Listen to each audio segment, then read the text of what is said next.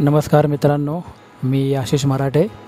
किल्ले भटकंती या आपल्या यूट्यूब चॅनलमध्ये आपलं सहर्ष स्वागत करतो. आणि आज आपण आलेलो आहोत अखंड दगडात कोरलेल्या आणि कलेचा उत्तम असा आविष्कार असलेल्या कुकुडेश्वर महादेवाच्या मंदिराला भेट द्यायला.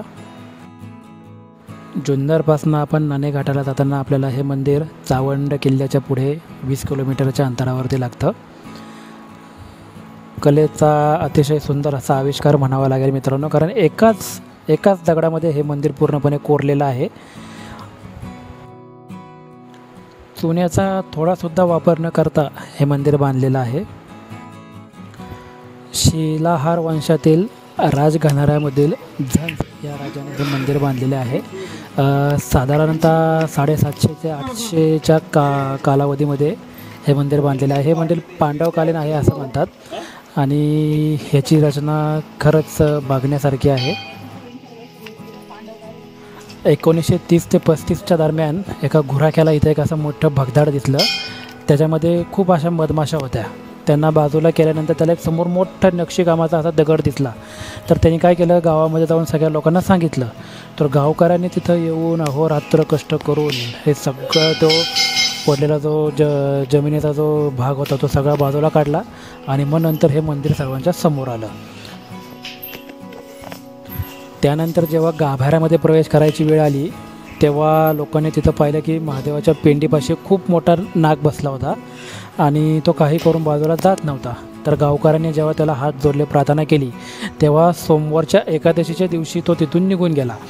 तेव्हापासून कुकुडेश्वराला सोमवारच्या एकादशीच्या दिवशी कीर्तनाने भजन होतं आणि कुकुडेश्वर महादेव हा तेव्हापासून कोळी समाजाचा कुलदैवत झाला अशी आख्यायिका आहे. काय रे इथं पण इथं मूर्ती एवढा सगळं गाडीत ठेवले आपण.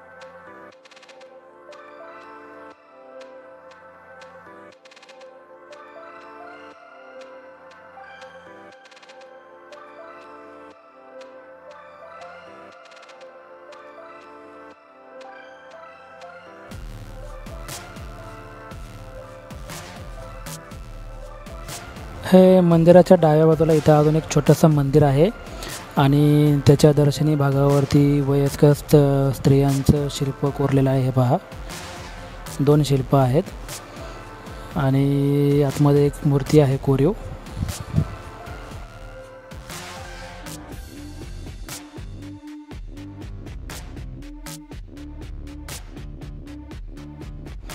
मंदिरवरनं काळ्या कागदाने बांधले, कारण मंदिर पूर्णपणे खूप मोठ्या प्रमाणात गळतं आहे मंदिर, त्यामध्ये बांधले.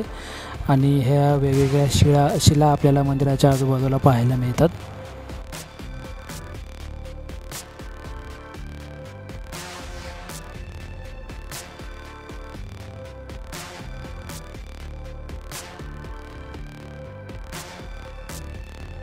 आता आपण मंदिराच्या मागच्या साईडला आलो आहे. इथं छोटंसं पाण्याचं हे आहे, कुंड, आजूबाजूला ह्या अशा कोरीव मूर्त्या आहेत आणि महादेवाच्या पिंडी आहेत तिथे 2.